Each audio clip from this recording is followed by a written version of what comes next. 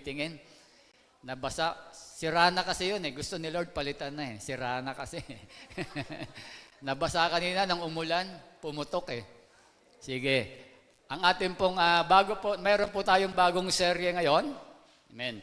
Yung serye natin, nakakonekta pa rin po yan sa alab. Amen. Yung ating serye. At ang ating pong pag-uusapan ngayon ay may kaugnayan pa rin po sa mga material na bagay na mayroon tayo o sa madaling salita ay yung salitang pera. Ayan, sabihin mo sa katabi mo, pera. Ayan, tignan mo nga kung mukhang pera yan. Ayan. Pera, ari-arian o kayamanan. Amen. Alam niyo po, minsan yung pera, sa maraming pagkakataon, nagiging dahilan minsan din ito ng mga ibang unbelievers, o believers po, sorry, na ito yung nagiging dahilan bakit nalalayo tayo sa pananampalataya.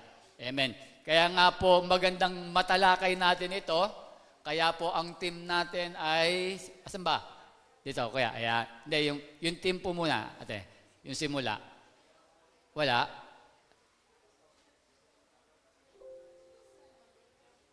Nabura yung simula. Nabura yung simula, Kuya Glenn.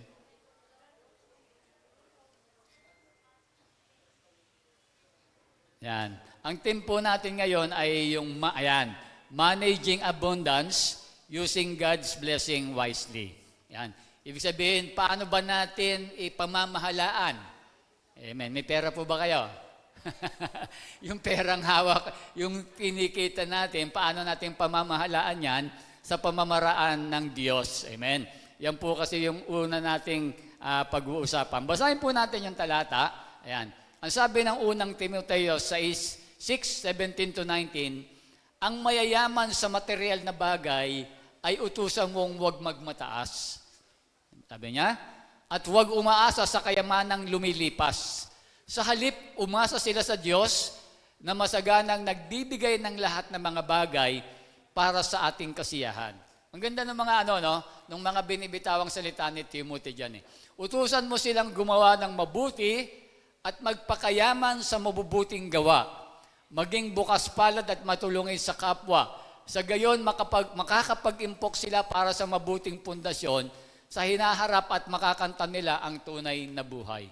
Amen. Dito sa talatang binanggit natin, makikita natin sa binabanggit ni Paul kay Timothy na yung mga mayayaman daw, yung mayroong kakayahan sa buhay, yung maraming pera, turuan daw kung paanong gamitin yung pera. Di ba? Paanong gamitin nyo. Kasi gusto ng Diyos kasi yung blessing na binibigay niya, dapat nagagamit sa tama to. Amen. Naniniwala ba kayo na yung pera nyo ngayon ay hindi sa inyo yan? Sa akin yan eh. Hindi. Sa Diyos yan. Di ba? Sa Diyos yan. Dapat alam na bawat tao na yung nasa kanya, yung pera niya o yung mga area niya, hindi sa atin yan. Kasi pag alam mong hindi sa'yo yan, iba yung magiging pananaw mo pagdating dun sa pera. Basahin po natin yung talata. Next, ayan. Ang sabi dyan sa unang Kronika 29 verse 12, sabi dyan, we must understand that everything we have is from God and we are only His steward. Katiwala lang tayo ng Diyos. Ang sabi dyan, sa inyo nagmumula, ang tinutukoy dyan ang Diyos, ang kayamanan at ang karangalan at kayo ang naghahari sa lahat. Taglay nyo ang kapangyarihan at kadakilaan at kayo ang nagbibigay ng lakas at kapangyarihan sa lahat. Binabanggit dyan na yung lahat ng ating mga kayamanan, sa Diyos daw nagmumula yan. Kaya yung lahat ng mga kayamanan natin, ano man yung taglay-taglay nyo ngayon, galing po sa Diyos yung lahat ng mga iyan. Wala tayo, di ba? Nung tayo po ay nilikha, nung tayo po, ikaw ay pinanganak, wala kang dala-dala. Nung ipinanganak ka ba, may dala-dala, may cellphone ka na ba? May pera ka na ba? Wala pa. Di ba? Kaya nga lahat ng mga pag-aaral sa Diyos yan. At tayo'y mamamatay, wala ka ring madadala kahit isa. Di ba?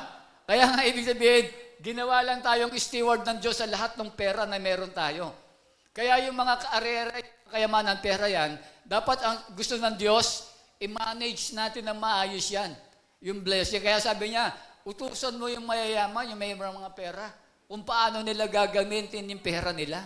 Sabi niya ni Pablo kay Timothy. Isa pa yung talata. Ang sabi diyan ng Romans, next, ate. Romans, ito, mas maganda to. Romans 11:36, sapagkat ang lahat ng bagay ay mula sa Kanya at sa pamamagitan niya at pag-aari niya. Sa Kanya ang karangalan magpakailanman. Amen. Sa Diyos yung lahat ng bagay. Sa Lord Diyos, pag-aari niya yung lahat ng bagay. Kahit yung mga pera natin na nasa bulsa nyo, nasa bangko nyo, may pera ba kayo sa bangko? Sa Diyos din yun. May pera kayo sa bahay nakatabi. Sa Diyos din yun. Katiwala lang tayong lahat ng mga pag-aaring yan. Iba, pinagkatiwalaan lang tayo. Dahil gagamitin natin yan pahabang nandito tayo sa lupa.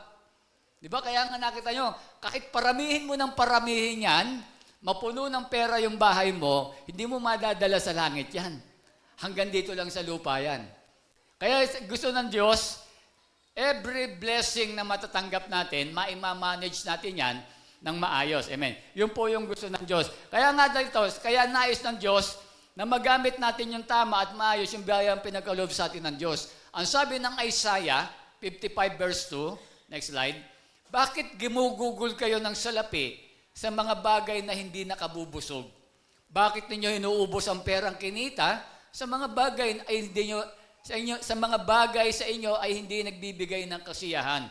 Makinig kayong mabuti sa akin at sundin ang utos ko at matitikman ninyo ang pinakamasarap na pagkain. Amen. Kasi makikita natin dito, yung mga Israelita noon, napakawaldas pagdating sa pera. Yung blessing na binibigay sa kaya gusto niya dapat tama yung paggastos natin. Diba? Kapag tama yung paggastos natin, hindi tayo magkukulang sa lahat ng mga pangangailangan natin. Amen. Next, isa pang talata. Ang sabi ng Proverbs, mga kawikaan, ang bahay ng matalino ay napupuno ng kayamanan, ngunit lahat ay winawaldas ng taong mangmang. Tignan niyo yung taong mangmang, di ba? Pag nagkaroon siya ng blessing, ubos biyaya, gasta lang ng gasta.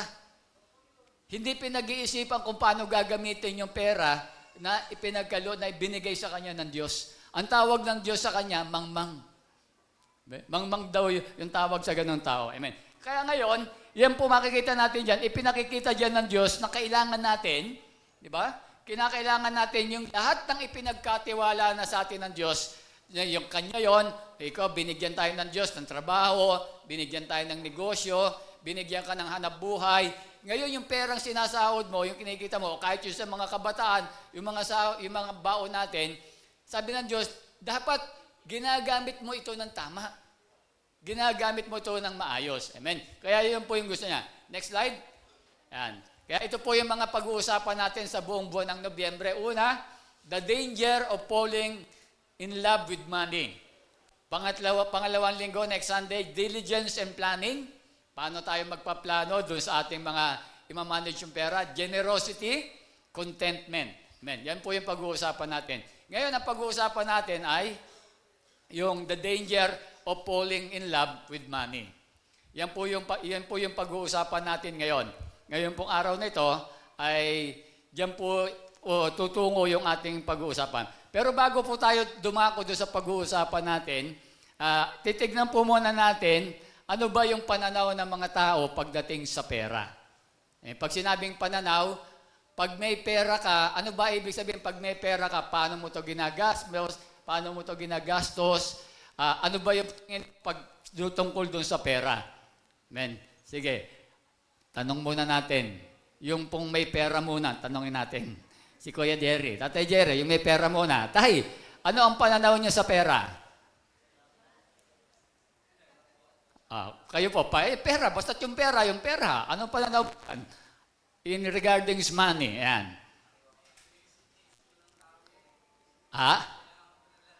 Kailangan ng lahat ng tao. Yung maraming pera, si Ate Joy Nunez. Yan. Yung maraming pera. Ayan. Ate Joy, ayan.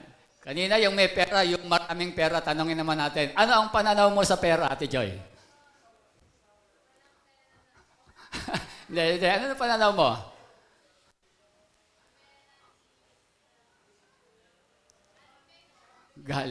Galing kay Lord. Yung mas pinakamaraming pera, si Kuya Glenn. Kaya Glenn, anong pananaw mo sa pera?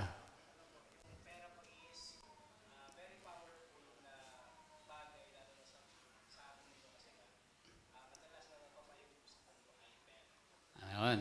Yung walang pera naman, si Jess Tony. Ano ang pananaw mo sa pera? Ala?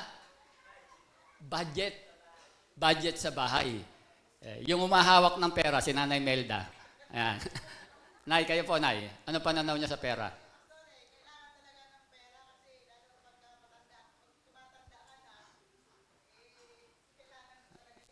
Ayan.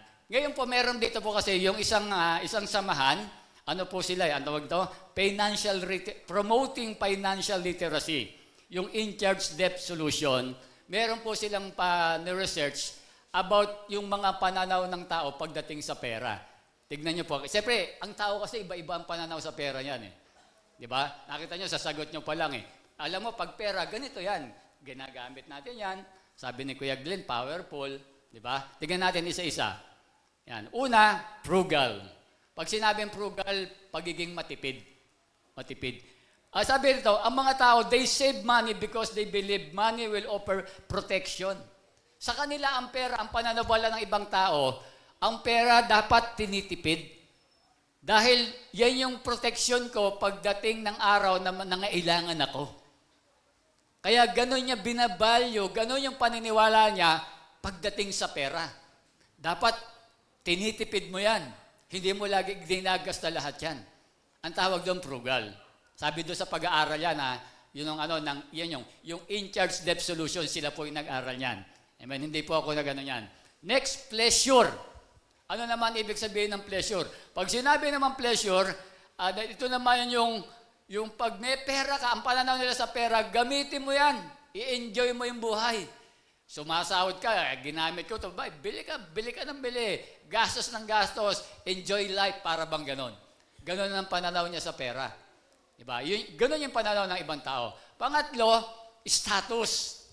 Ano naman ibig sabihin ng status? Ito yung siya'y maraming pera, gusto niyang maipakita sa atin, sa bawat mga tao, na may pera ako, mayaman ako. Kaya gagawin ko, bibili ako ng mamahaling sapatos, magsusuot ako ng maraming sing-sing, di ba?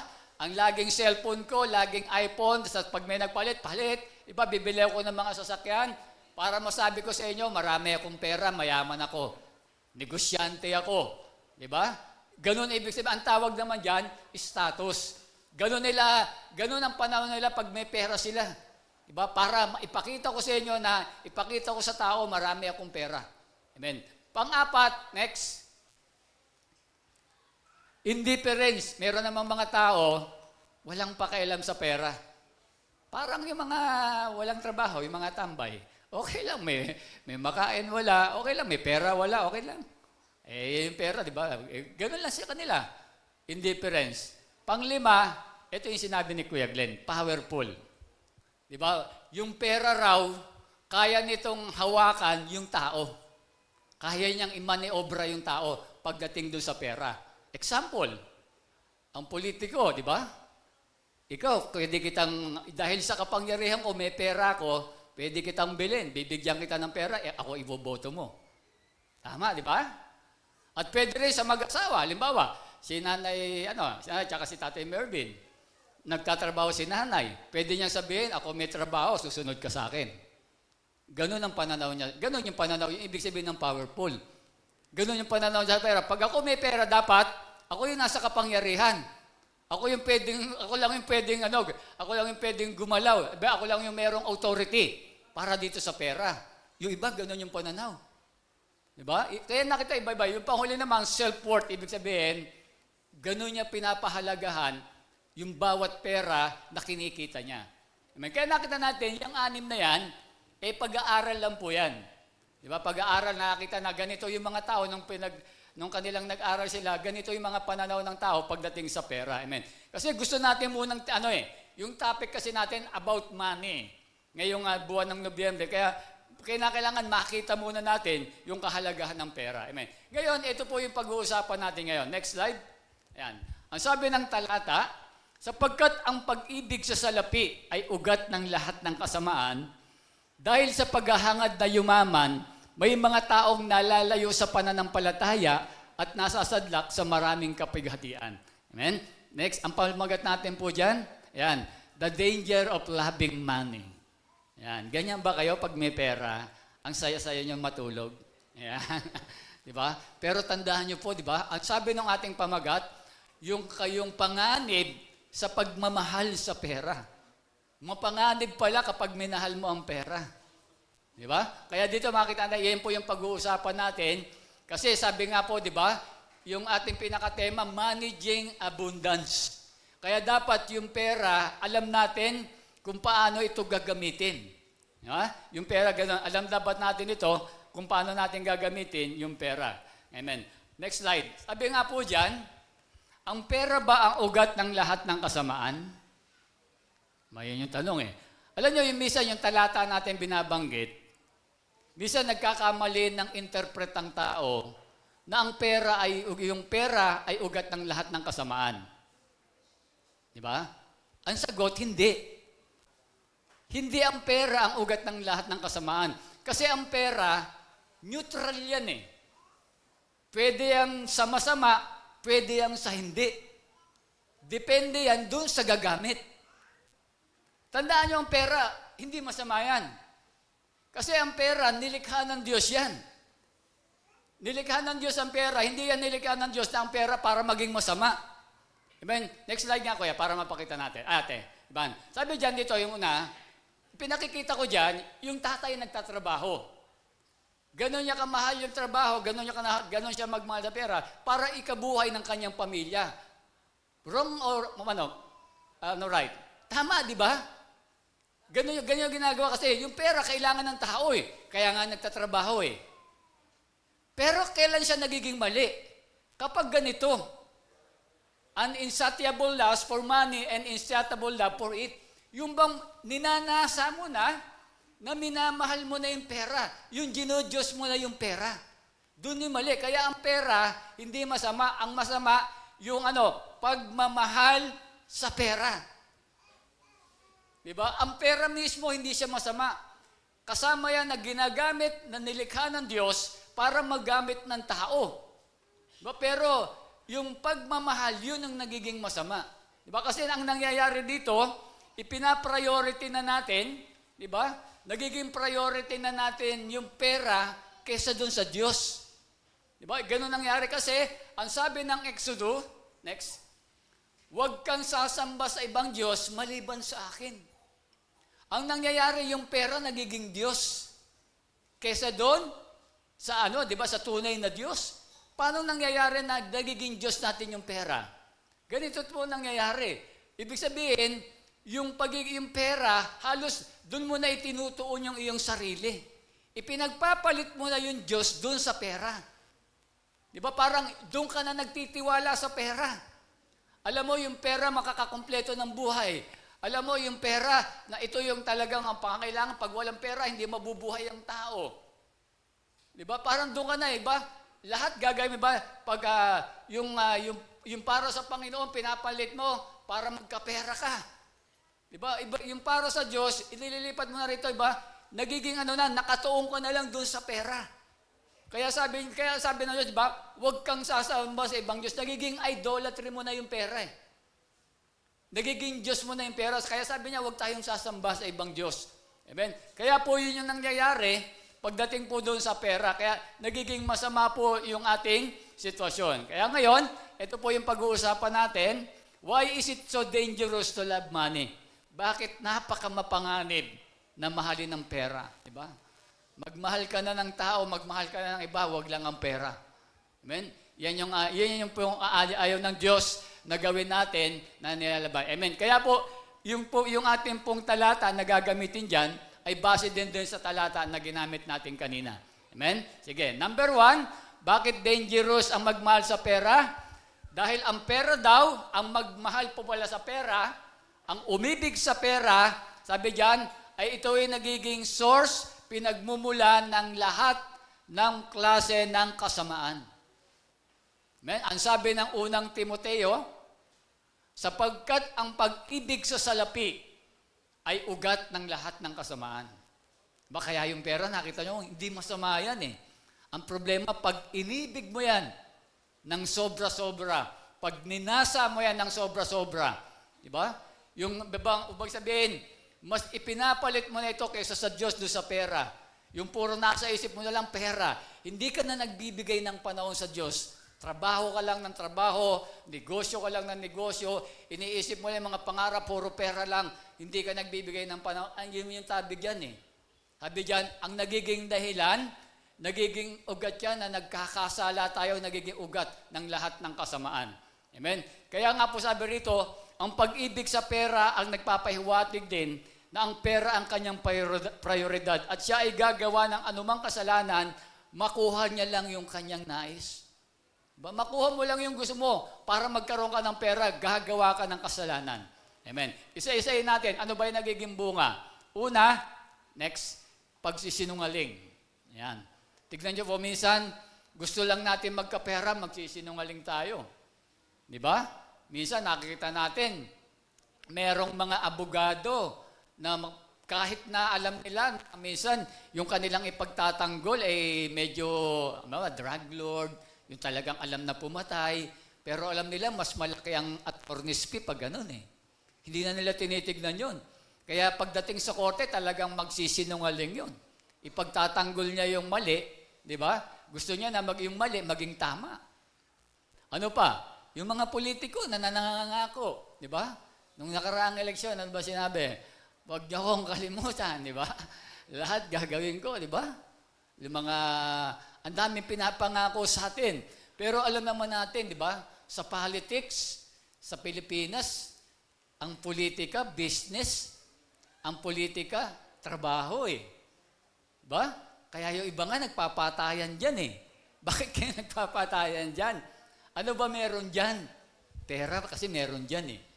Di ba? Mga ngako yan, sasabihin nyo ganito, sasabihin nyo lahat ng mga bagay, pero tignan nyo yung mga pinangako, nangyari ba lahat? Merong nangyayari, di ba? Pero marami dyan. Tignan nyo po doon sa mga politician natin. Karamihan dyan yumaman doon sa pagiging politiko. Di ba? Yumaman. Bakit? Kasi ang mindset nila, ang politics, hindi yan ang politics, service yan. Serbisyo po yan. Dapat magsiservisyo ka dyan. Tignan mo yan, kumakandidato yung mga yan, ang lalaki ng nilalabas na pera niya, milyon. Magkano lang ba sahod ng mga yan? Kaya liliit lang ng sahod ng yan. Pag kinwenta mo yung sahod niya, doon sa loob ng 3 taon, na ipagsisilbi niya, doon sa ginastos siya sa eleksyon, sobra-sobra. Pero bakit nagpapakamatay dyan? Di ba? Kaya yan, magsisinungaling sa mga tao yan, magsasabi yan na ganito gagawin, ganyan gagawin, pero hindi nila gagawin yun. Pero ang kasi, yung pera. Pangalawa, yung fraud, pandaraya. Amen, di ba? Yung iba, nakita natin, di ba?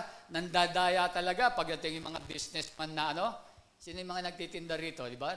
Yung tinatampered yung timbangan, di ba? Yung mga businessman natin, hindi nagbabayad ng buwis. Di ba? Dapat, kaya tumatakas yan eh. Yung iba, mga hindi nagbibigay ng resibo. Yung ibang mga hindi nagbibigay ng resibo. Di ba? Bakit natin nandadaya? Bakit? Siyempre, yung babayad ng buwis, kita niya na yun. Kaysa magbabayad siya doon. Kaya nakita nyo, tignan nyo po yung mga ibang businessman, yung ginagamit nilang resibo, yung mga binibili sa Divisoria. Hindi sila gumagamit talaga ng official receipt. Kasi dinadaya nila, bali pagbabayad sa buwis. Anong dahilan? Pera. Kaya nakita natin, di ba, anong nangyayari? Gumagawa ka ng kasamaan, ng kasalanan. Di ba? Yung pandaraya. Pag nanakaw. Yung pag-aari naman, kaya ka nga nagnanakaw, gusto mong kunin yung pera ng iba dahil kasi gusto mo marami kang pera eh. Di ba? Next, ano pa? Next slide, sabi ba dyan? Kaya next slide. Ate. Ayan, corruption. Ay, alam naman natin yan, sa gobyerno ulit. Kasi alam nyo, parang nung panahon ng New Testament, kapag ikaw tax collector, automatic agad ang tingin ng tao masama eh. Sa atin, sa panahon naman natin ngayon, pag sa gobyerno, di ba, gano'n ang tingin natin, na yung katiwalain, nandyan eh. Andyan yung lagayan, di ba? Alam naman natin yung mga lagayan dyan, di ba? Sa gobyerno, hindi nawawala yan. Di ba? Hindi nawawala yung mga lagayan pagdating sa gobyerno eh. Di ba? Kaya makita natin, bakit ba sila nagkukurap? Kasi pera. Gusto nila, talagang marangyang buhay. Kaya kinakailangan, pumasok ka sa katiwalian. Di ba? Kinakailangan maging kurap. Diba? Nakita na natin yan, sa tagal na natin, di ba? Ilang taon na tayo nabubuhay, nakita natin na talagang ang gobyerno hindi mawala. Cancer na nga tawag yan dito sa lugar natin Alam nyo, kung talagang, tignan nyo po sa ibang bansa, yung talagang yung buwis nagagamit sa tama Di ba? Nakita nyo sa ibang bansa, kahit yung mga pulubi, merong mga ATM yun Meron sila Kaya doon na lang kayo sa ibang bansa, nakita may ATM ba kayo rito, pero wala, di ba? Kasi yung buwis nila, talagang nagagamit sa lahat. Sa atin, yung buwis natin, napupunta lang sa hiilan Di ba? Gawa ng mga batas, gawa ng mga, pero yung korupsyon, anong problema? Pera rin. Gusto nila marami silang pera Kaya nangyayari, di ba? Ayun, sabi nga, yun yung source of all kind ng lahat ng kasalanan. Ano pa? Sabi diyan, yung greedy. Pag sinabing greedy, yung kasakiman.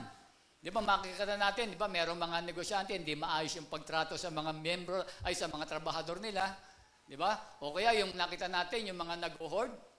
Di ba, nakita natin, tumaas yung presyo ng bigas.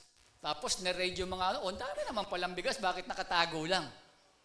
Di ba, yung sibuyas, nakatagal-tagal na, di ba? Ang mura lang ng sibuyas, binili nila sa mga magsasaka, tinatago ng mga negosyante. Tapos, pumalo sa 800, 700 ang kilo. Samantalang may higit 10 piso lang bilhin nila sa magsasaka. Yung iba pa, na-smuggle pa nila. Kaya nung binenta nila, grabe, talagang ang laki ng mga kinita nila. Di ba? Ang sabi nga, natatandaan ko noon, sa gobyerno yung in-appoint na ni Digong na, kasi dami niyang in-appoint sa custom, kasi alam naman rito, di ba? Ang sabi kasi, mga tao raw na ganon, sanay na sanay, manhid na yung mga taong nasa katiwalian. Alam na naman daw nila kung saan sila pupunta. Diba? Tanggap na nila. Diba? Kaya makita natin dito, pagdating sa kasakiman, pagdating sa pera, hindi na iniisip niya kung ano yung ginagawa Amen? Ano dyan? Sexual immorality. Alam mo, sa lugar namin, nakita ko merong mga yung mga LGBT nakikita ko, gabi-gabi na lang nagiinuman. Kasi inisip ko, saan kaya kumukuha ng pera itong mga to? Yung mga LGBTQ, di ba? LG tayo, di ba, Glenn? Yung mga LGBTQ, sabi ba kumukuha ng mga to? Tsaka nakita ko maayos, di ba? Merong mga cellphone. Minsan nagmarites din ako, no? Nagtanong-tanong ako doon sa mga tambay namin doon, mga dati kong mga kakilala. Sabi ko, saan ba nagtatrabaho yung mga yan? Alam niyo, nagtatrabaho pala nang sa cybersex. Ang laki pala ng kinikita ron. Alam niyo po yung cybersex? Tanong niyo po sa mga nanonood ng pornography, alam nila yon. Di ba? Cybersex, yun po yung nagiging trabaho nila. Bakit? Para maraming pera. Di ba? Pera rin yung dahilan. Bakit nila ginagawa yung bagay na yun? Di ba? Kahit okay lang, kahit sexual immorality, okay lang sa kanila. Di ba? Ang mahalaga, may pera. Di ba? Kaya alam natin, minsan mayroong mga binebenta ng mga magulang, yung kanilang anak doon sa cybersex At isa dyan, yung makita natin yung nabalitaan ko. Hindi ko malam kung na-share ko na sa iba to. Yung nabalitaan ko na pinanood kasi may napanood ako noon na meron daw 2 pastor na pumatay ng lalaki. Tinignan ko po yung nito. Tinignan ko po yung background bakit ginawa yon. Meron pa lang yung beauty queen. Sumasali siya sa mga sa mga beauty pageant. Kailan lang po itong balitang ito? Tapos meron siyang syota na lalaki. And then, yung pastor nagkagusto rito sa babae. Maganda kasi. Yung babae, hindi naman siya ganun kayaman. Ginawa niyang sugar daddy si pastor. Diba? Ginawa niya. Anong purpose, diba? Kaya yung dito yung babaeng ito, ay laging nagbibigay si pastor sa kanya. Nagsusustento. Tanggap naman ng babae. Bakit? Siyempre, wala siyang pera. Kailangan niya ng pera. Kaya dito makita, pumasok na kagad doon yung sexual immorality. Dahil kailangan niya yung pera, pan-tuition niya, hindi siya makapag-aral Diba? Dumating sa punto, dahil yung boyfriend niya, binilan din daw ng NMAX. Diba? Binili rin yung NMAX yung boyfriend. Alam ng pastor, pero dalawa yung inaanohan ng babae. And then dumating sa punto, nakita ng pastor na nag-post sa Facebook na parang prenup. Parang nagulat siya. Sabi niya, Tapos kinompronta niya yung babae, sino ba mahal mo sa amin? Ang sabi ng babae, mahal niya yung lalaki, hindi yung pastor. Kaya dumating mga ilang araw lang, nabalitaan na merong napatay, sabi papunta lang sa gym, pero napatay, at nakita doon sa ang pumatay pala, riding in tandem, si pastor tsaka si assistant pastor. Pinatay yung lalaki. Di ba? Kaya dito makikita natin, nagpapatong-patong nga dahil doon sa pera lang, doon sa babae lang, na gusto niya na masustentuhan siya dahil kailangan niya ng pera, di ba? Dahil love niya yung money para yung luho niya makuha, ganun nangyari. Kaya nakita natin, di ba? Pag minamahal natin yung pera, nagpapatong-patong na yung kasamaan. Kaya sabi ng binasa natin, di ba? Ang ugat, ba? Ang pag-ibig sa pera, ang ugat ng lahat ng kasamaan. Amen? Kaya wag po nating mamahalin itong pera. Last, killing. Next. Ate. Yan. Alam naman natin yan, di ba? Nung nakaraan, eleksyon, ang daming napatay. Di ba? Bakit? Siyempre, sa pera rin. Bakit ka mo papatayin yon? Bakit mo papatayin yung karibal mo, di ba? Bakit mo papatayin yung karibal mo sa politika? Dahil alam mo, di ba, sa posisyon, pag naupo kang barangay chairman o sa politika, maraming pera dyan eh. Di ba? Kaya yun, pumapatay kahit sa pera. Diba? Kaya yung kinuwento rin sa akin ni tatay, ni Jerry. Tay, kwento rin, okay lang naman, alam naman ng lahat, di ba? Yung kaya pala napatay yung dating, rito, di ba, yung dating, yung dating chairman, business rivalry, pera rin. Di ba? Kaya makita natin, di ba, yung pera, kapag masyado nating minahal to, papasok to doon, makakaisip ka na makagawa ka ng kasamaan. Kaya yung pera, dito, uunti-untiin natin na paano ba natin i-manage yung pera?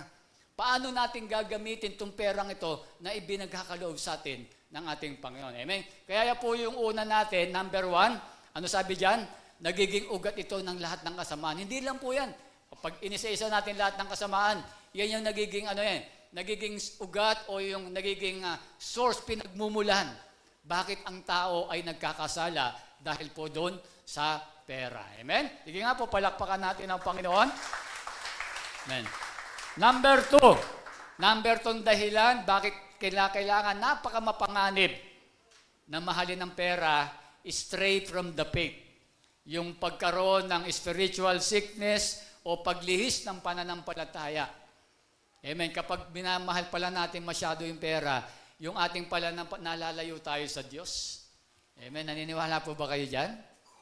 Amen. Basahin po natin yung talata. Ang sabi ng unang Timoteo 6:10, sapagkat ang pag-ibig sa salapi ay ugat ng lahat ng kasamaan, dahil sa paghahangad na yumaman, ano sabi diyan? May mga taong nalalayo sa pananampalataya. Sa sobrang maghangad ng pagyaman, nalalayo sa pananampalataya yung bawat tao. Amen. Kaya dito makikita natin, mga kapatid, hindi po masamang magnasang yumaman. Diba? Sino gustong yumaman dito? Lahat naman tayo gusto yumaman. Kaya lang, ang problema lang, doon sa pagnanasa mong yumaman, sabi rito, ang problema, hindi masama ang magnasang yumaman. Ang masama ay dahil sa iyong pagnanasang yumaman, nagiging priority mo yung pera kaysa sa Diyos. Dahil gusto mo ng yumaman, nakakalimutan mo na merong Diyos. Na yung pinag-usapan natin kanina, sa Kanya nagmula yung mga perang yan. Katiwala lang tayo. Bakit nawala na siya sa eksena? Di ba kaya nangyari, nalalayo tayo sa pananampalataya. Tignan natin yung una. Paano nalalayo? Ano nangyayari? Worried about life. Nagkakaroon ng Sabi rito, sabi rito yung kabalisahan sa buhay. Di ba? Sa sobrang natin na pagmamahal sa pera, dumarating sa punto na nagkakaroon tayo ng kabalisahan sa buhay. Paano po yan? Basahin natin yung talata. Ang sabi ng Mateo 13:22, ang binhi namang nahulog sa may matitinik na halaman ay ang mga taong nakikinig ng mensahe.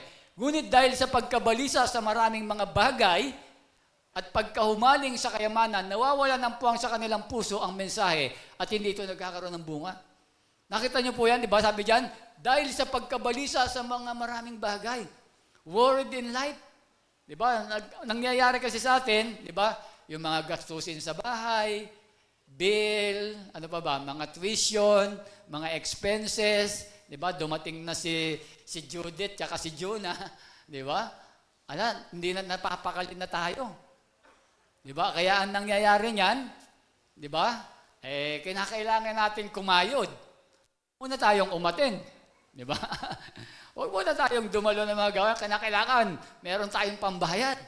Di ba? Kaya ang nangyayari, ganun. Na ipapriority natin, di ba? Dapat sa Diyos ka, hindi ka muna dadalo. Bakit? Kinakailangan natin ng pera eh. Mamaya, papakita ko sa dulo na hindi yun ang dapat gagawin natin. Amen? Kaya minsan, nangyayari sa iba, sana wag naman nangyayari sa inyo, hindi na lang dumadalo ng gawain. Di ba? Hindi dadalo, mga isang buwan hindi dadalo para makabayad ng bill. Bakit? Ba, pag hindi ka dumalo, wala kang offering. Wala kang tithes, di ba? Nasa bahay ka lang eh. Ha? Tama ba? Hindi mo na ako dadalo para may Biblia, di ba? Hindi mo na ako dadalo. Maintindihan naman ako di ba? Kasi pag hindi ka dumalo, wala naman yung sobre mo, hindi naman dadalhin sa bahay. Sabi niya, sister, ito po yung sobre nyo, hindi naman gano'n, di ba? Makakalusot ka nga naman. Di ba? Pero nakita mo, di ba, dinadaya mo ang Diyos doon. Papasok pa rin tayo doon sa number 1. Dahil doon sa pera, nagkakasala tayo. Amen? Dahil doon sa pagmamahal natin sa pera, nagkakasala tuloy tayo. Amen? Kaya nangyayari, ano nangyayari? Nalalayo tayo sa pananampalataya, di ba? Dahil hindi ka dumadalo ng gawain. Dahil iniisip mo muna, anong pambabayad ko? Ang katwiran naman natin lagi, alam naman ni Lord to. Di ba? Lagi na lang si Lord ang iintindihin natin. Di ba? Kaya yun yung nagiging problema po natin. Hindi lang yan. Sino po may mga pangarap sa buhay dito? Amen. Di ba? Lahat tayo mayroong pangarap sa buhay. Pero alam niyo po ba, minsan yung mga pangarap natin sa buhay, di ba? Magkaroon ng kotse, magkaroon ng motor, magkaroon ng iPhone 15, 16, 17, 18, hanggang kailan ba yan? Di ba? Magkaroon ng bahay at lupa, di ba? Pero ang problema kasi, dahil yung mga pangarap sa buhay na yan, gusto nating makamit, ginagawa natin, trabaho tayo ng trabaho, negosyo tayo ng negosyo para makabili ng nakakalimutan na natin ng Diyos. Di ba? Yun yung nagiging problema natin. Hindi masamang mangarap sa buhay. Kaya lang, di ba, sabi nga kanina, di ba, wag nating ibigin, yan ba? Wag tayong umibig ba yung sa ibang Diyos. Yun ay nagiging Diyos mo eh. Dapat nandun ka sa presensya ng Diyos, nandun ka sa trabaho, nandun ka sa pagkita ng pera. Yan yung minsan nakita nyo, hindi natin naintindihan yung ganung bagay, binamahal mo na yung pera kaysa sa Diyos. Nagiging priority na natin yung mga bagay na yon. Kaya nakita natin, yun yung pagkakamali. Di ba? Yun yung pagkakamali natin. Hindi masamang mangarap sa buhay. Lahat tayo gusto natin magkaroon tayo ng magagandang buhay. Pero wag mong iwawaglit yung presensya, yung para pagdating sa ating Panginoon. Di ba? Dapat naroon pa rin tayo. Pangalawa, sabi diyan, lust of wealth, sabi rito, yung pagnanasa sa kayamanan. Basahin po natin yung talata. Sabi diyan, ang binhi namang nahulog sa may matitinik na halaman ay ang mga taong nakikinig ng mensahe. Ngunit dahil sa pagkabalisa sa maraming mga bagay at pagkahumaling sa kayamanan, nawala na ng puwang sa kanilang puso ang mensahe at hindi na ito nagkaroon ng bunga. Di ba yung makikita natin, yung pagkahumaling po doon sa mga kayamanan. Di ba kaya ito yung tinatawag natin na mga materialism. Yung pagiging materialistic natin. Nasa sobrang pagkahilig natin sa mga kayamanan, sa mga bagay na material, ang nangyayari dyan, di ba, sa sobrang pagkahumaling natin, doon na lang nakatuon yung buhay natin. Nakakalimutan na natin ng Diyos. Kaya makita natin, ito na yung nagiging Diyos mo. Di ba? Basahin po natin yung talata. Ang sabi dyan, huwag kayong mag-impok ng mga kayamanan dito sa lupa. Huwag daw kayong mag-impok dito. Ang sabi dyan, dito'y may naninirang insekto at kalawang at may nakapapasok na magnanakaw. Next, sabi dyan, sa halip, mag-impo kayo ng kayamanan sa langit. Sabi dyan, do'y walang naninirang insekto at kalawang at walang nakapapasok na magnanakaw. Sapagkat kung saan naroon ang iyong kayamanan, naroon din ang iyong puso. Ano ba yung ibig sabihin nito? Sapagkat kung saan naroon ang iyong kayamanan, naroon daw ang puso mo. Ganito po yan. Halimbawa, kapag ang iniimpok mo ay dito sa lupa, Ano ibig sabihin nun? Puro ka lang trabaho, puro ka lang negosyo, puro pera, ang puso mo nandun daw. Pero kapag ang iniimpok mo ay para sa langit, di ba? Nagbibigay ka ng panahon sa Diyos, ang iniimpok mo, yung puso mo, naroon sa Diyos. Amen. Kaya sabi niya, sabi ng Panginoon ni Kristo, huwag kayong mag-iimpok ng mga kayamanan dito sa lupa. Ang impokin nyo yung sa langit. Diba? Kaya dito makikita natin, dito sa bagay na ito, kaya nangyayari yung pagiging pagkahumaling natin sa kayamanan, doon sa mga material na bagay na nakikita natin, na gusto natin, doon sa mga pangarap natin sa buhay, nakakalimutan na natin yung ating Diyos. Diba? Nandun na lang tayo. Nakakalimutan na natin ang Diyos, doon na lang tayo nakatuon yung ating mga bagay. Sabi nga nito, kapag si Jesus ang ating kayamanan, iibigay natin ang ating mga kayamanan, ang ating pera, oras at mga talento sa kanyang gawain sa mundong ito.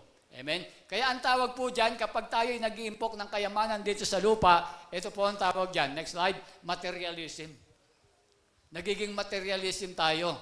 Diba? Ang sabi ng materialism, the preoccupation with material things rather than intellectual or spiritual things. Ang ibig sabihin po niya sa Tagalog, yung pagiging abala sa mga material na bagay kaysa sa intellectual o spiritual na bagay. Diba? Nakita nyo? Yung nagiging abala ka na doon sa mga material na bagay. Yung Diyos siguro sa isang buwan, makaisa ka sa isang buwan, okay na yon. Tapos nakadoon ka lang doon sa mga material na bagay. O minsan wala pa sa isang buwan. Diba? Ang tawag po doon, materialism. Ang iniimpok mo ron, puro dito lang sa lupa, nagpapakayaman ka ng gusto. Diba? Nagpapakaumaling ka sa kayamanan. Dahil bakit saan? Doon sa mga pangarap, yung gusto natin mga marating. Diba? Hindi naman masama, diba? Nakita nyo, mararating mo rin naman yung mga yan, kahit nagtatrabaho ka, nagninegosyo ka, o naman yung source of income, na naglilingkod ka sa Panginoon. Diba? Magagawa naman natin yung lahat ng mga bagay na yan. Amen. Kaya dito makita, sabi dito, kung ang isang Kristiyano ay abala sa mga material na bagay nito, ito ay tiyak na mali. Hindi ibig sabihin na hindi tayo magkaroon ng material na bagay. Ngunit ang pagkaumaling sa pagkuha at pag-aalaga sa mga bagay ay isang mga mapanganib na bagay para sa mga Kristiyano sa dalawang kadalahilanan. Ibig sabihin, hindi magsama magkaroon ng mga material na bagay. Hindi masama na magkaroon ka ng mga bagay na nais mo. Pero sabi diyan, yung mahumaling ka rito, sabi rito, pag yung mapahumaling ka rito sa mga bagay nito, magiging mapanganib natin sa atin yan. Dahil ito po yung mga dahilan. Una, bakit mapanganib? Anumang pagkakaabala o pagkahumaling o labis na pagkumaling sa anumang bagay maliban sa Diyos ay kasalanan at hindi kalulugod sa Diyos. Dahil ang sabi ng Deuteronomy 6:5, ibigin mo si Yahweh na iyong Diyos ng buong puso, ng buong kaluluwa at ng buong lakas. Kaya ibig sabihin, kapag nagiging abala ka sa mga bagay na material, sa pag-raise ng money, sabi diyan, yan ikasalanan at hindi natutuwa ang Diyos diyan. Kasi ang gusto ng Diyos, ibigin mo si Yahweh na iyong Diyos na buong puso, buong lakas at buong kaluluwa. Ano pa yung pangalawang kadahilanan? Bakit mapanganib ito? Anumang kaabalaan sa mga material na bagay, sa tingin mo ay magpapasaya at magpapakontento sa iyong buhay. Kaya minsan, di ba, ang akala ng tao magpapakontento sa kanyang buhay ay yung pera. Na pag marami na akong pera, masaya na ako, kontento na ako sa buhay. Ba hindi? Bakit? Ang sabi ng Lucas 16:13, walang aliping maaring maglingkod sa dalawang Panginoon, sapagkat kamumuhin niya ang isa at iibigin ang ikalawa. Paglilingkuran ng tapat ang isa at hahamakin ang ikalawa. Hindi kayo maaring maglingkod sa Diyos at sa kayamanan. Kaya dito makikita natin, mga kapatid, hindi pwedeng dalawa yung pinaglilingkuran mo, hindi pwedeng dalawa yung Diyos mo. Amen? Kaya dito makikita natin, yung pagiging natin, gusto ng Panginoon dito yung magiging yung pagiging kontento natin. Di ba? Na hindi yung pera magpapakontento sa buhay natin. Yung akala kasi natin, kapag marami ka ng pera, parang kontento ka na sa buhay. Hindi. Mamaya papatunayan pa natin yan. Papatunayan natin na hindi pwedeng ang pera ang mangyari sa ganyang bagay. Tignan natin dito tignan natin kay Haring Solomon. Ba, alam naman natin si Haring Solomon, ang isa sa pinakamagandang halimbawa, na kahit nasa kanya na yung lahat ng mga bagay, naging pinakamayamang hari, isa sa pinakamayamang naging tao, di ba? Pero hindi niya sinabi na yung pagiging maraming pera ay magpapakontento sa kanyang buhay. Ang sabi niya sa sa Ecclesiastes, mga ngaral, 5:10, ang gahaman sa salapi ay walang kasiyahan, at ang sakim sa kayamanan ay hindi masisiyahan sa kaunting pakinabang. Ngunit ito man ay walang kabuluhan. Nakita nyo, ang ganda ng sinabi ni Haring Solomon dyan. Nakita nyo, siya na yung nagsasabi, isang taong mayaman. Ipinapakita na yan na yung pera, hindi yan ang makakapagkontento sa buhay natin. Sabi niya, yung gahaman sa salapi ay walang kasiyahan. Nakita nyo, yung marami ka ng pera, hindi ka magkakaroon ng kasiyahan, sabi ni Haring David. At sakim sa kayamanan, ay hindi masisiyahan kahit konting pakinabang lang nito. Wala kang kasiyahang mararamdaman. Bakit? Sabi niya, ngunit ito man ay walang kabuluhan yan, lahat ng yan. Kaya nga, sabi niya sa huling yung conclusion niya sa 12:13, sa kabila ng lahat ito, isa lamang ang aking masasabi, matakot ka sa Diyos at sundin mo ang kanyang mga utos, sapagkat ito ang buong katungkulan ng tao. Nakita natin, ipinakita ni Haring Solomon na yung pera hindi yan makakapagkontento sa atin. Diba? Kasi ang pananaw minsan ng tao, pag marami akong pera, okay na ako, kontento na ako sa buhay ko. Pwede na akong mamatay. Sabi, di ba? Ganyan sabi na gano'n. Pero ang sabi ng Diyos doon sa Biblia, di ba? Ang sabi niya, marami na akong pera, marami na akong ani, papagawa ko ng kamalig, iinom na lang ako, magpapakasaya na lang ako. Ano sabi ng Diyos sa kanya? Hangal! Ngayon ding gabing ito, kukunin ko yung buhay mo. Di ba? Ang tawag ng Diyos doon sa gahaman sa pera, yung umiibig sa pera, hangal. Di ba? Sabi, ngayon din, tignan ko lang kung ano gagawin mo ngayon sa mga kayamanan mo. Amen? Kaya makikita natin, doon sa pangalawa na po natin, di ba? Yung pangalawa natin, ito yung naglalayo sa pananampalataya natin. Di ba? Kaya po yung pangalawa natin, kaya dapat wag po nating mahalin yung pera. Amen? Pangatlo at panghuli, di ba? Bakit po delikado o mapanganib ang mahalin ng pera? Severe sorrows come. Yung matinding kalungkutan. Alam niyo po ba, kahit na marami kang pera, darating sa iyo yung matinding kalungkutan. Siguro sabi ng iba rito, Pastor, sa akin mo na lang bigay maraming yan. Hindi ako malulungkot. Kala mo lang yon, di ba? Pag marami ako, hindi nyo lang alam yung sitwasyon, di ba? Kasi ang sabi ng Biblia, basahin po natin. Next, kuya, ate. Sapagkat ang pag-ibig sa salapi ay ugat sa lahat ng kasamaan, dahil sa paghahangad na yamaman, may mga nataong nalalayo sa pananampalataya at, tignan niyo po ito nasasadlak sa maraming kapighatian. Binabanggit na ng salita ng Diyos na kapag yung sa paghahangad natin sa pagyaman at yung pag-ibig natin sa salapi, kapag yan dumadating sa punto na nasasadlak sa maraming kapighatian. Dumadating sa punto na talagang makita natin yung matinding kabalisahan sa buhay. Isang magandang example dyan, si Judas. Kilala niyo po si Judas? Kilala niyo po? Tignan niyo yung katabi niyo. Hindi ba yan? Hindi yan. Di ba? Ang sabi po ng Mateo, basahin natin. Doon na ba doon? Ate, parang sige, yan, tama, yan. Una pala, okay yun. Yung una palang punto, ito pala. Ang mangyayari sa atin kapag tayo po ay sobrang pagmamahal sa pera, yung pangatlo natin, yung matinding na kalungkutan, magkakaroon tayo ng severe emotional distress, matinding kabalisahan sa buhay. Di ba? Sabi ko nga, example natin dyan, si Judas. Basahin natin yung talata. Nang malaman ng taksil na si Judas, kaya yung Judas ayaw gawing pangalan yan, no? Judas, nung pag tinawag ka, Judas, di ka nga rito. Pangit kasi, no? Kasi taksil kasi si Judas, no? Pero maganda sa English yan, Jude.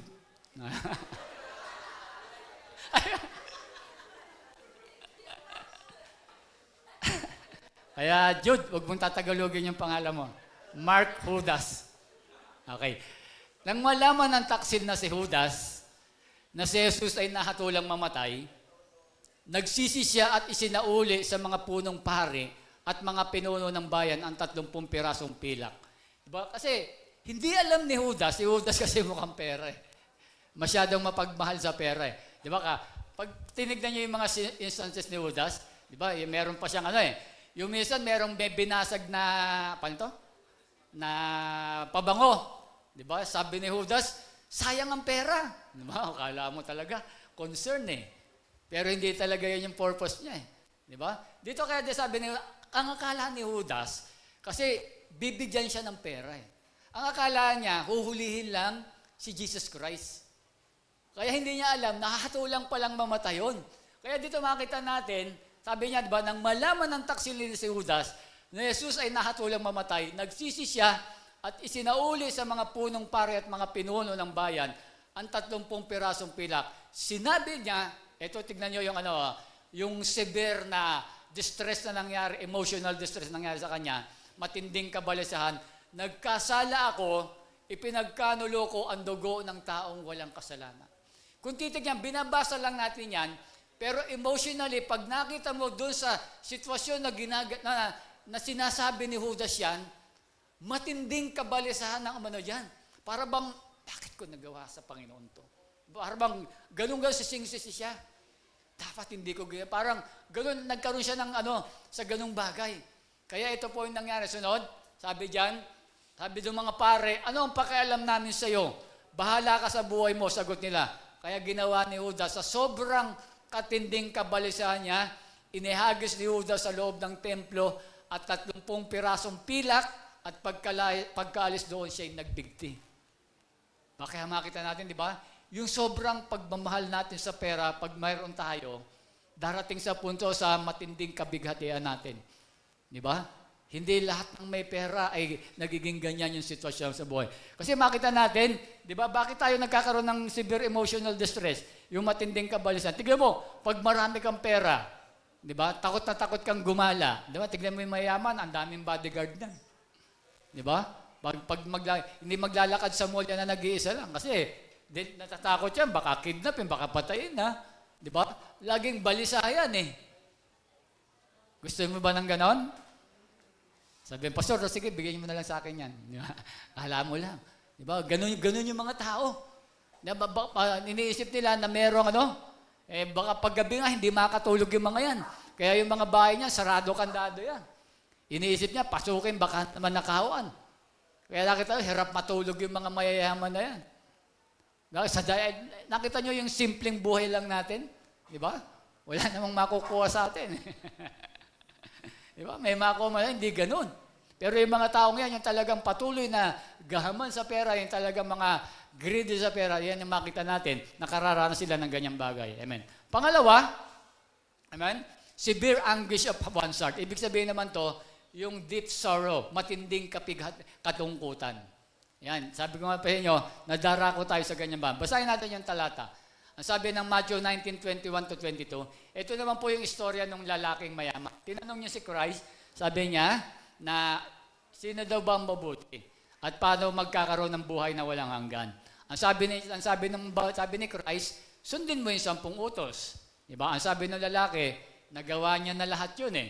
O sabi ni Christ, ganun ba? Sige, sumagot si Jesus, sabi niya, kung ibig mong maging ganap, ipagbili mo ang lahat ng iyong ari-arian at ipamahagi sa mga mahihirap at magkakaroon ka ng kayamanan sa langit. Yan, tingnan nyo binanggit yung kayamanan ulit sa langit.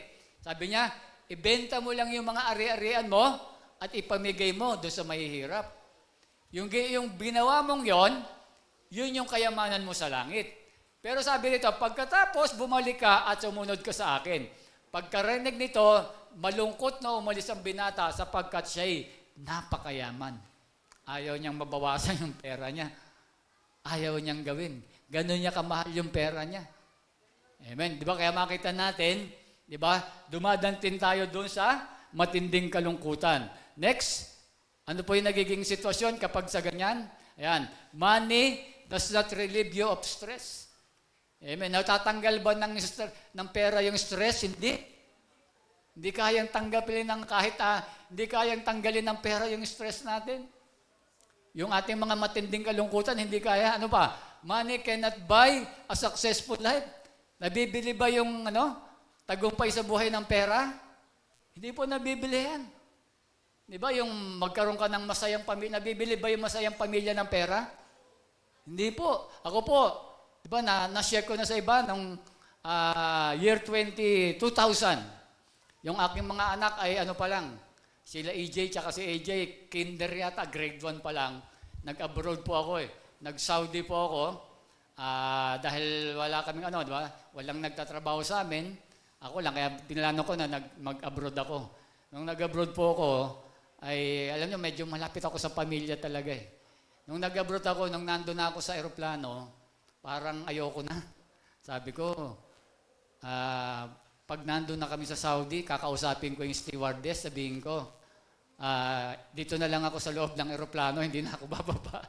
Babalik na lang ulit ako sa Pilipinas. Hindi ako naglaloko, inisip ko talaga yon. Kasi inaalala ko yung pamilya ko eh. Inaalala ko sila, yung aking mga anak. 3 pa lang anak ko, si Sarah, wala pa si Pia noon, tapos si Tina noon. Tapos, nung nakarating na sa Saudi, wala, hindi ko na nagawa rin. Nung tapos may sumundo sa akin, 5 Indiano, lalo ako natakot. Ang dilim-dilim, tinakasabi ko, baka ano gawin sa akin ito ang dilim doon sa mga daan. Kasi nababalitaan ko, nang re-rape ng mga lalaki yung mga Diba? At nung nandun na po ako sa Saudi, nagtatrabaho na ako, sa unang pasok pa lang, nag-submit na kagad ako ng resignation paper. Nag-submit kagad ako, pumunta ako sa opisina, sabi ko, ayoko na po. Uuwi na po ako para akong bata eh. Iyak ako ng iyak po talaga. Tapos nung nag-submit ako, pumayag naman po yung kumpanya. Sabi niya, bayaran mo lang yung ginastos namin sa'yo. Sabi, magkano po ba pakikwenta? 100,000. Sige po, tutuloy ko na lang po. Sabi ko, ang laki, wala akong pambayad na ganon. Wala pang trabaho si Pastora noon, hindi pa nag-ano kasi. Nasa bahay lang, hindi pa wala pa siya. Hindi pa siya graduate po noon eh. Ginawa ko, sige, tutuloy ko na lang po. Dahil na nagtatrabaho na po ako sa Saudi.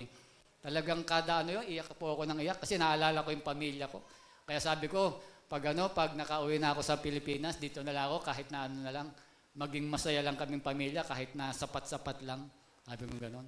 Yung gigising ako, Saudi pa rin, no? Sabi ko. Hindi talaga yun. Pag naku, nasa Saudi pa rin ako. Ganun pa rin lagi, Kaya sabi nga, pero sabi ng mga kasama ko sa trabaho, alam mo, ikaw lang yung homesick na malakas kumain. Sabi sa akin. Malakas pa rin daw ako kumain kasi mga na-homesick daw, mahihinang kumain. Pero ako, lakas ko pa rin kumain daw ron. Diba? Yun kasi, kaya nung nung December, sabi ng company, nagtrabaho po ako sa sa Angkor, yung gumagawa ng gatas. Doon ako New Zealand din ba yung creamery, Angkor? Yung pinagtatrabaho ni Kuya. Nung na po, December, magpapauwi na. Shutdown kasi maintenance. Naku, taas agad ako ng kamay. Sabi ko, ako po, uuwi na ako. Sabi ko ganyan. Libre pamasahe pag company na pag libre. Nagtaas kagod ang kamay. Tapos pumayag na December. Sabik ako. Kada ko tingin ko sa 2 araw na lang. Ganun yung pagbanga pag naando ka pala sa may kalendaryo ko ron. Sa 1 araw na lang. Tapos nung umuwi na po, di ba? Nung bumalik na ako rito, sinoli ko na yung ticket ko, tsaka pumunta ako sa agency ko. Sabi ko, ayoko na ho. Hindi na ako babalik. Hindi pwede pa yan, hanggang 2 buwan. Hindi, ayoko na po talaga. Hindi na ako babalik. Diba? Kasi doon nakita ko na hindi yung pera yung magpapasaya. Kaya sabi ko, Tina, dito na lang tayo sa Pilipinas. Kung ano yung mapag-anuhan natin dito, pagtulungan natin kung ano yung makikita natin, pagpaaral natin sa mga bata. Baka ganun yung naging buhay namin. Hindi talagang salat na rin kami ron sa wala kaming trabaho sa parehas. Di ba? Kaya doon, ganun. Kaya sabi ko, yung pera talaga, money cannot buy you a successful life. Kasi yung masamang pamilya, successful life yun eh. Love life ba? Yung mga walang love life. Di ba? Yung pera ba, nakakapagpaano ba ng love life yun? Hindi rin eh, di ba? Hindi mo mabibili yung gusto ba? Yung gusto mong di ba? Yung gusto mong babae, akala mo ba kahit na marami ka ng pera, maayos na yung trabaho mo, hindi pa rin di ba? Kuya Glenn? Hindi. Hindi pa rin yung pera kahit na marami kang pera na hindi maano yung life. Peaceful life. At siyempre yung eternal life. Basahin natin yung eternal life. Yung sa uli. Next slide, ate. Yan, sabi. Sapagkat ba ang mapapala ng isang tao, makantan man niya ang buong daigdig, ngunit mapapahamak naman ang kanyang sarili.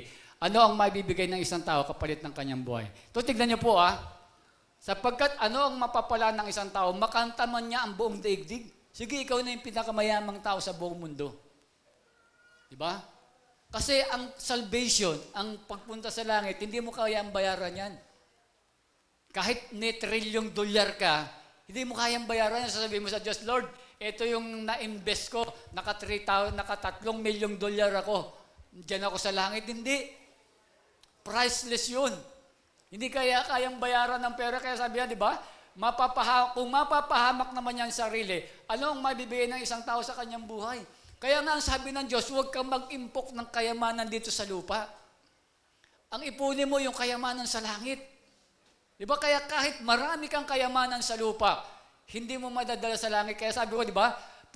Pumunta tayo dito sa lupa ng hubad, aalis din tayong hubad. Wala tayong madadala. Meron ba ditong pinanganak may dala-dala ng dolyar nung lumabas ka? Wala. Diba? May dala-dala, may cellphone na paglabas mo ron. Uhan, may cellphone ng kasama. Wala. Kasi hubad, ganun din pagbalik. Ano ibig sabihin? Diba? Yung salvation, yung pagpunta sa langit, hindi mababayaran ng pera yan.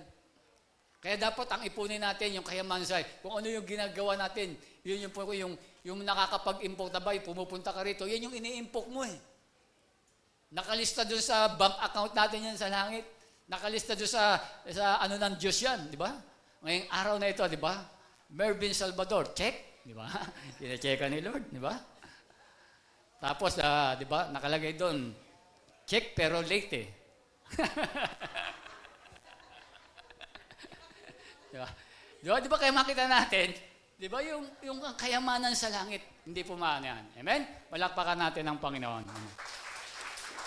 Kaya, 3 bagay lang po, tandaan po natin yung kapanganib kapag tayo po ay minahal natin ng pera. Una, magiging dahilan yan para makagawa ka ng masama. Pangalawa, malalayo ka sa pananampalataya. At ang pangatlo, yung alam naman natin, matinding kapigatian darating sa atin. Mararamdaman mo yan na hindi pera ang magpapasaya sa atin. Kahit may pera ka na, hahanapin mo yung tunay na joy sa buhay. Hahanapin mo yon. Na kahit marami ka na, nagdaging matagumpay na. Hindi yan kasi yung tagumpay, yung pera eh. Hindi yan yung tagumpay sa buhay. Amen? Next, sa ating conclusion, ang sabi dyan, next slide. Yan. Ang sabi dyan sa Hebreo 13:5, umiwas kayo sa pag-ibig sa salapi at kayo'y masiyahan na kung anong mayroon kayo. Sapagkat sinabi niya sa anumang paraan ay hindi kita man iiwan o pababayaan man. Alam niyo po, sa magandang balita, Biblia, hindi nakalagay umiwas kayo sa pag-ibig. Ang nakalagay doon, huwag kayong magmukhang salapi o pera. Medyo nakaka-open kasi, no? Para bang sabihin, huwag kang magmukhang pera. Para bang mukhang pera ka ba? Diba? Ganun, ibig sabihin lang dito, yung umiibig daw sa salapi, mukhang pera. Di ba? Kasi puro pera na sa isip. Tignan nyo umiwis kayo sa pag-ibig sa salapi, basahin nyo isa-isa, at kayo'y masiyahan na kung mayroon kayo. Maging kontento ka na kung ano yung mayroon ka ngayon. Ba? Huwag kang magnasa ng ganung pampera na makakalimutan mo ang Diyos. Tapos, merong pangako ang Diyos. Di ba? Ang pangako ng Diyos, tignan nyo ito sa anumang paraan. Yung term na sa anumang paraan. Sa anumang paraan, hindi kita iiwan o pababayaan man. Tingnan niyo yung word na sa anumang paraan, gagawin ng Diyos na hindi ka pababayaan. Siya yung gagawa ng... Ang problema, ito lang yung... Di ba? Pag meron tayong sa buhay, alam ko naman, sabi ng Panginoon, hindi ako iiwan, hindi pababayaan man. Ginawa mo ba yung sa taas? Hindi mo naman ginawa yung sa taas. Paano kang hindi iiwan? Gawin mo muna yung sa taas, tsaka palang gagawin ng Diyos to. Ang ganda ng pangako ng Diyos sa anumang paraan. Ibig sabihin, di ba? Gagawa ang Diyos anumang paraan. Para lang huwag kang magkulang financially. Huwag ka lang magmukhang pera. O huwag ka lang umibig sa salapi. Di ba? Yun lang yung gusto ng Panginoon. Panghawakan nyo lang yung salita ng ating Panginoon. Amen. Kaya next slide. Sabi nga po dyan, money cannot complete our lives. Hindi ang pera ang magkukumpleto ng ating buhay. Kung napanood nyo yung mga sa couples noon, kung napanood nyo yung testimony ni Mark Pingris, di ba ang sabi niya, hindi ang pera ang magkukumpleto sa buhay natin. Di ba? Ang magkukumpleto sa buhay natin, next slide, ang sabi ng John 1:4, nasa Kanya ang buhay na kay Kristo at ang buhay ay siyang ilaw ng sanlibutan. Si Kristo at ang Diyos lang ang makakakompleto ng buhay natin. Kaya nga sabi niya sa Matthew 4:4, hindi lang sa tinapay nabubuhay ang tao. Ibig sabihin, hindi lang sa mga material na bagay. Ngunit sa salita ng Diyos na namumutawi sa ating mga bibig. Diba? Kaya makikita natin dito, diba? Para makumpleto yung success ng ating buhay, ang pera hindi po magagawa yan. Ang Diyos lang makakagawa. Kaya yun lang, kinakailangan lang yung Hebreo 13:5. Kung hindi mo gusto pabayaan yung mga pangarap mo sa buhay, yung binanggit natin, huwag mo lang ibigin ng pera. Di ba? Sundin mo lang ang Panginoon. Maging kontento ka na kung ano ka meron ngayon. Makita mo naman yan, i-bless yan. Di ba?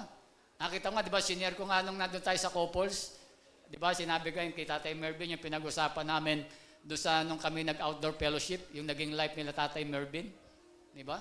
Yung unti-unti makita natin yung goodness of God na hindi ka iniiwan. Di ba?